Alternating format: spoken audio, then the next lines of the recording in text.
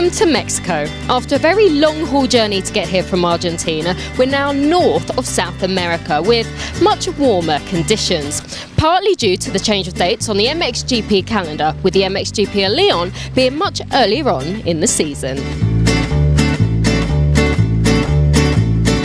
This event has never been won by the same rider twice in both classes, which means this weekend the championships are wide open. In the MXGP class, the title had already been decided here for the past 2 years. But now it's so close between Cairoli, Febvre and Gajser, nobody knows which way it will go. In the MX2 class, we can all remember the struggles of Herlings when he raced with a broken femur here and lost the championship 2 years ago.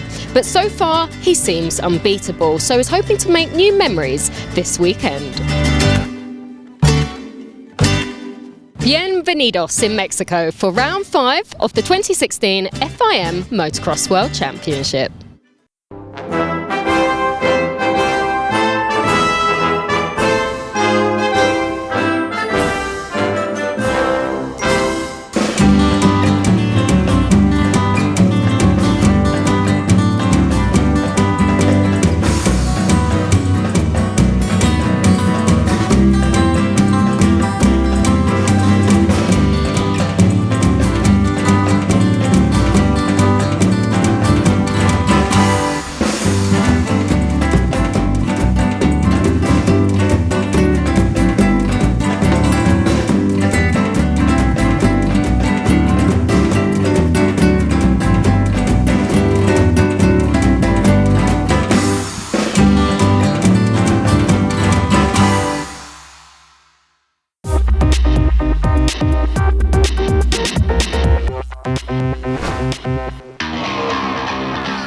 Clément Dessal, MXGP, Monster Energy Kawasaki. Alexander Tonkov, MX2, Vivo Standing and Stroke Yamaha.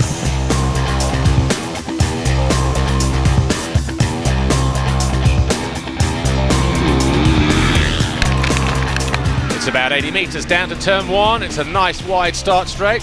Cross the Fox Holeshot line through the sweeping left-hander, over a slight crest, into turn 2, 180 degrees, sweeping through that right-hand turn. Exit over a slight roller. There's another roller into turn 3, the left, 180 degrees. Another crest on the way out, and then through the very fast sweeping right-hander that is turn 4, over the Monster Energy step down. Remember, Paul Jonas had a spectacular crash over there last year. Through turn 5, 180 left, get on the gas, and on the exit the riders approach the first step down in the opposite direction, and then here we have step on to the Dragon's Back. 4 waves on the way up, 5 on the way down. And you saw there from Tonkov, you're able to double your way through there at times as well.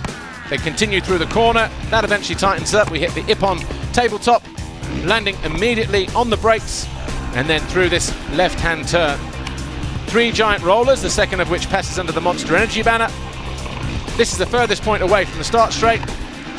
Then the riders start to work their way back towards the start-finish area. Over the big triple, about 27 metres, over a single, and then this turn 12, the crest on the hill. Short burst, and then again another roller into turn 13. Used to be a lot more off-cambered than it is this year, but either way, still ruts up on the inside. Through the left at turn 14, the double on the way out of the trees. Through the left, not so much a tabletop now, but more of a crest this time around. Of course, Ferrandis and Tixier and Tonkov having their moments through there over recent years. The double, then the big tabletop into the final corner. Takes the riders back past the pit lane area. About 100 metres down this straight. Through this slight kink over the Monster Energy finish line jump now. And then landing back on the start straight to charge down to turn 1 to start another lap.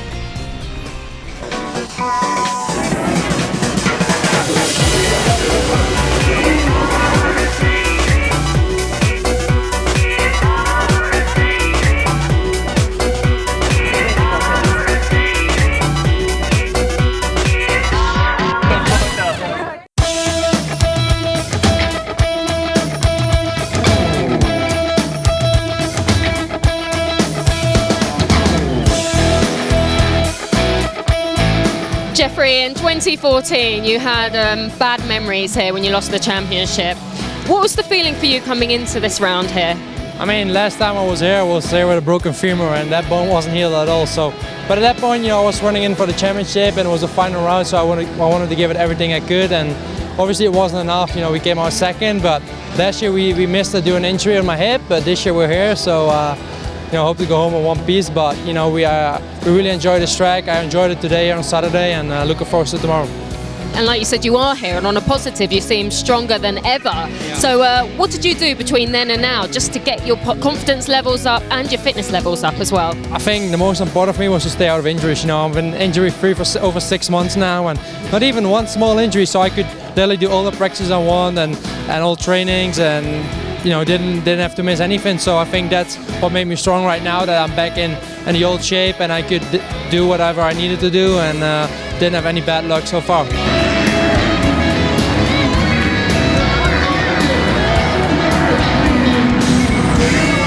Now, we saw you go home after Argentina and before Mexico. Just tell us the reasons why that helped you.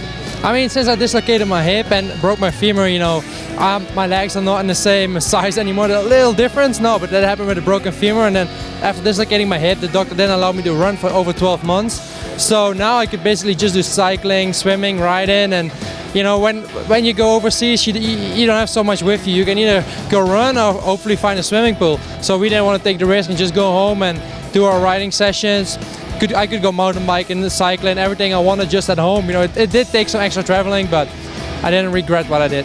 Okay, thank you. Let's see how Jeffrey and all the other guys get on in MX2 Race 1.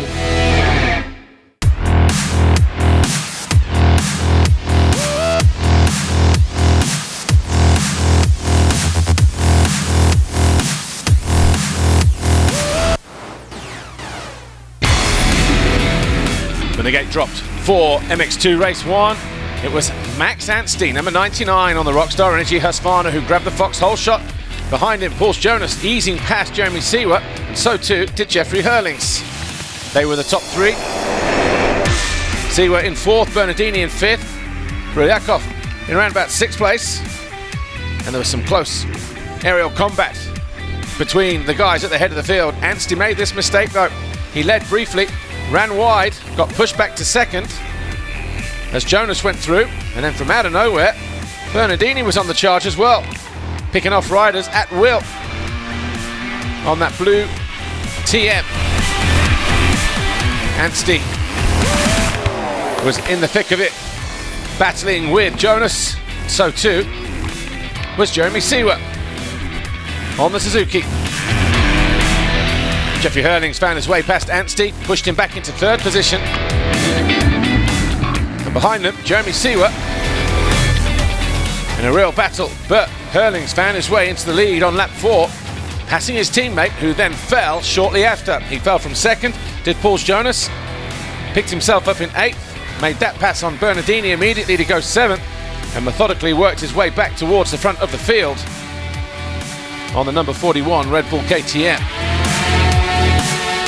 Tonkov felt the elbows of Bernardini as he was pushed back to 10th, but then he would also charge through, eventually coming home in 5th place.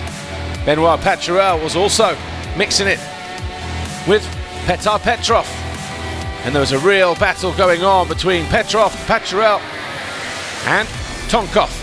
Tonkov was also lucky to escape this little mistake, but he did eventually get home in 5th place behind Paul Jonas. Benoit Paturel thought he'd passed Samuele Bernardini, but then made a mistake. Bernardini managed to hang on to 7th. Benoit Paturel had to settle for 8th. Anstey, though, was running in 2nd until this happened. His Rockstar Energy Husqvarna expired on him in the closing stages of the race. 22 points went begging. Meanwhile, while that was happening, the battle behind him involving the 91 of Seewer and Sever Brulyakov. Eventually, Brulyakov made the pass here and eventually would come home in 2nd position, his best ever finish in an MX2 race. But Jeffrey Hurlings, though, was invincible once again, and he would eventually cross the line by more than 34 seconds. Brylyakov second, Siwa third, Jonas Tonkov your top 5.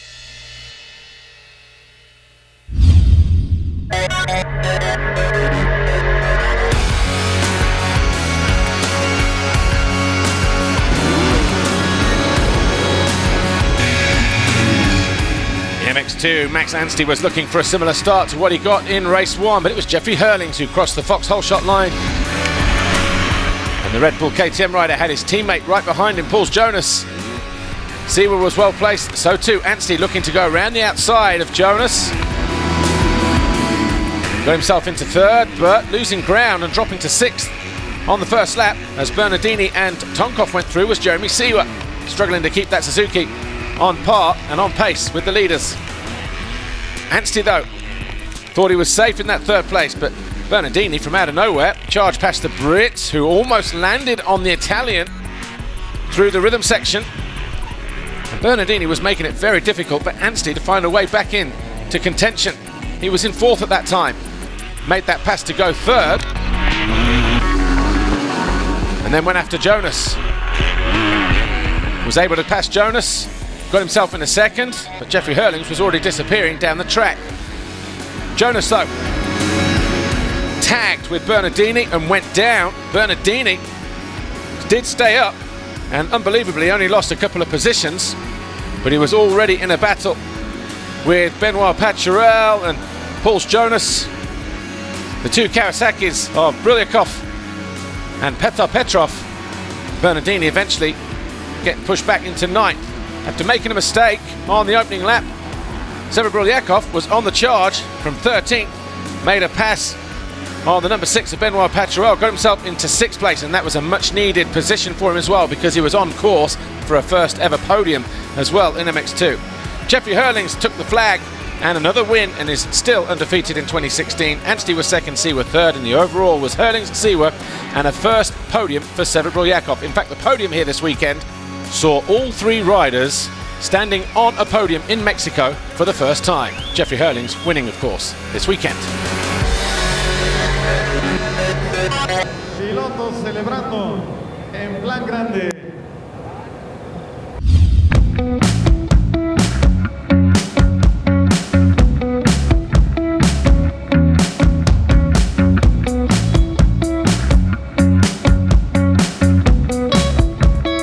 Steve, 2 new riders in the team. Tell us about the guys and also the difference between Tommy and Seba.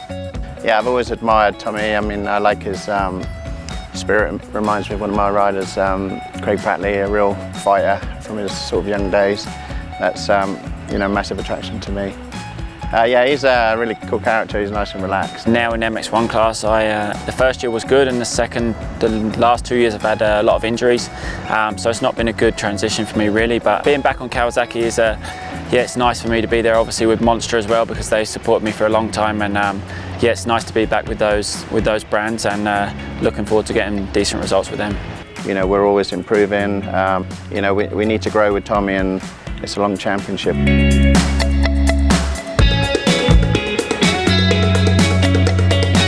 Ever. He's a funny guy. He's like, it's just so enthusiastic to see him.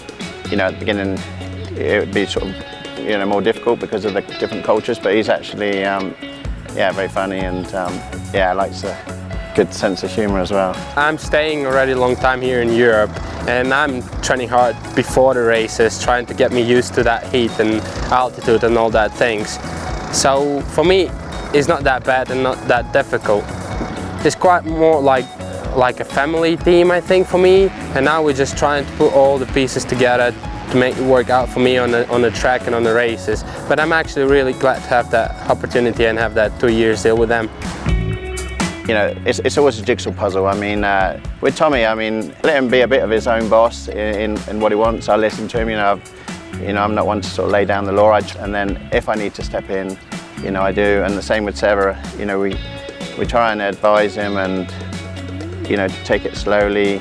They're all good riders, and we see it every year. New riders, you know, suddenly, you know, come to the top, and that's just, they've just found themselves and they've found their happiness. Yeah, I have Seba.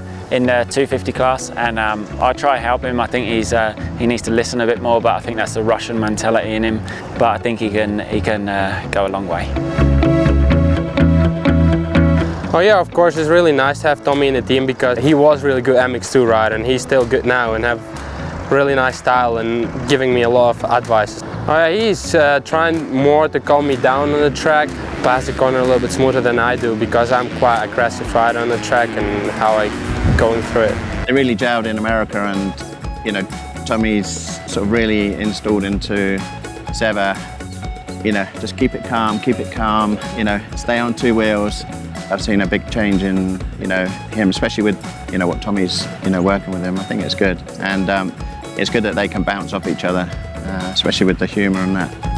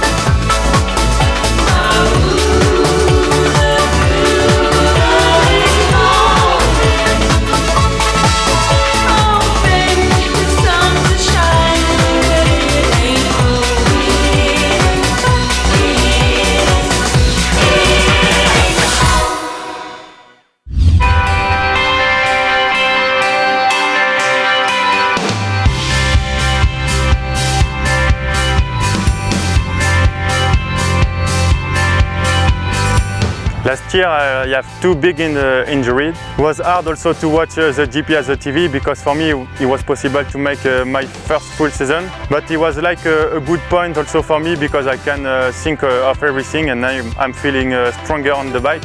My dream was to race MXGP. I make everything possible to do it. The best for me was to create my home team with Hervé Agniré from Tip Top. I'm really happy to ride also with Yamaha because I really love this bike. It's a really good opportunity.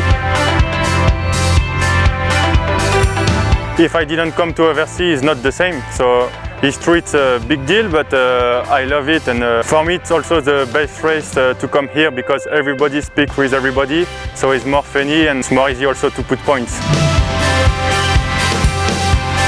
My objective is to finish between the 10th and 12th place in the championship. I know it's possible, but for the moment I have a little problem in my mind.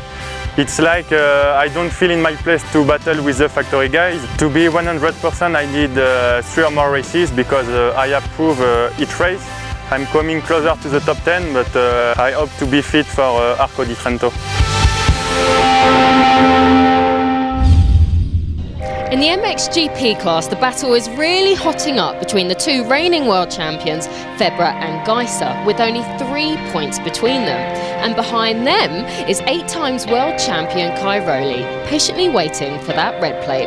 Let's see how they all get on in the MXGP races.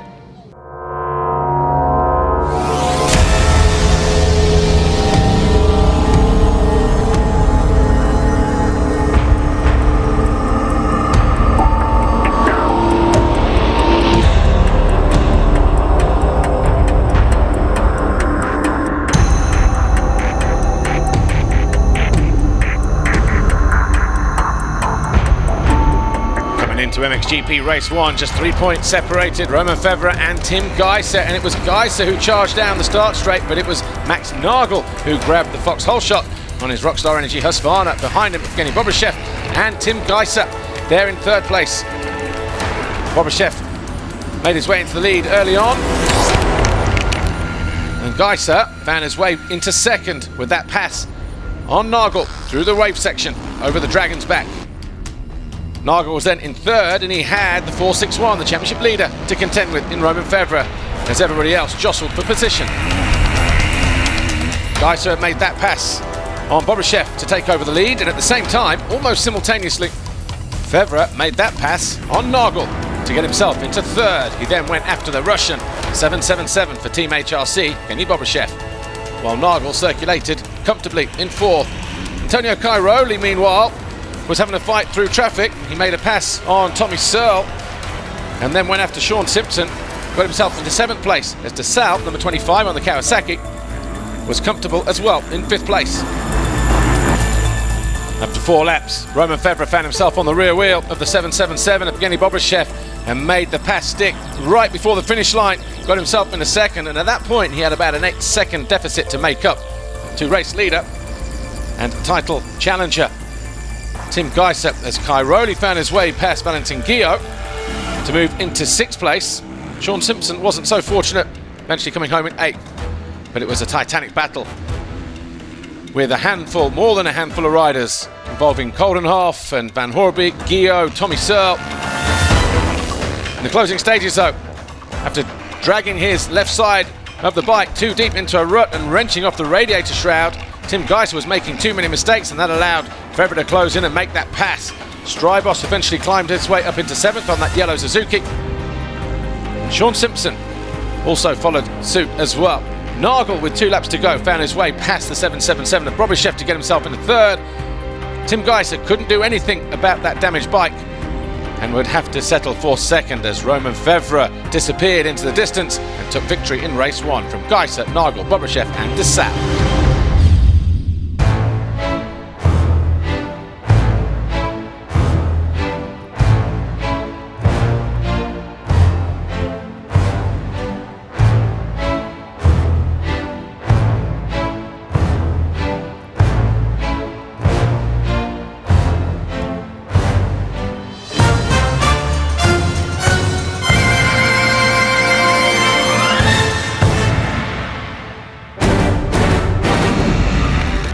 Romain Febvre winning race 1, he extended his lead to 6 points over Tim Gajser. Tony Cairoli on board here, charging into the first corner, but it was Max Nagel again who grabbed the Foxhole shot, but by turn 2, Gajser and Febvre had moved by, with Cairoli down in about 7th place behind the 777 of Bobryshev and the 25 of DeSalle. Gajser tried to make a break for it at the head of the field, leaving 461 Romain Febvre to eat his roost.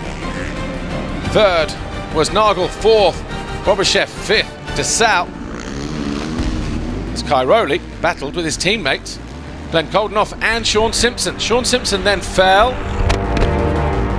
and there was a collision there with Alessandro Lupino. Simpson eventually walked away, but Lupino suffered a broken nose in the collision. Nagel, lonely ride in third for the Rockstar Energy Husqvarna rider. That would be a good, solid performance for him to get him on the podium. Bobryshev, likewise, in 4th position for Team HRC.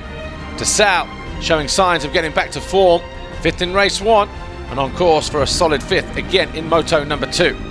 Tommy Searle, likewise, after making a mistake in race 1 from 7th, picked up the pieces to claim 6th in the second race behind the Monster Energy Kawasaki teammate of Clément DeSalle. Gajser, though, for a few laps, felt the wrath of Romain Febvre, but Febvre couldn't do anything. Cairoli coming under attack from Valentin Guillot. Guillot eventually going through into 8th place. Cairoli had no reply. Van Hoorbeek also had a steady ride, eventually coming home in 7th, as Guillot went after the official factory Yamaha rider ahead of him, Van Hoorbeek. Gajser looked good though in the closing stages of the race. Romain Febvre couldn't do anything about the dominant display of Tim Gajser, and it was the Slovenian who took his 5th moto win of the season, and with it, the overall victory here at Lyon. And that is back-to-back wins now for Gajser in MXGP, having won in Patagonia a week ago. Febvre 2nd overall, Nagel 3rd. Championship back down to 3 points as we head to Latvia in 2 weeks' time. And the overall podium here this weekend in Lyon mirroring the result of race 2. Tim Gajser, Romain Febvre and Max Nagel, your top 3, but Romain Febvre is still the championship leader, but only just.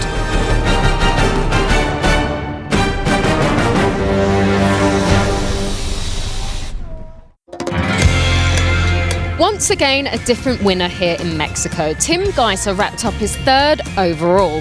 But it was Battle of the Champions, with Febvre a close 2nd, keeping that red plate with just 3 points to spare. We'll be heading back to Europe in just 2 weeks' time for the MXGP of Latvia. We'll see you then.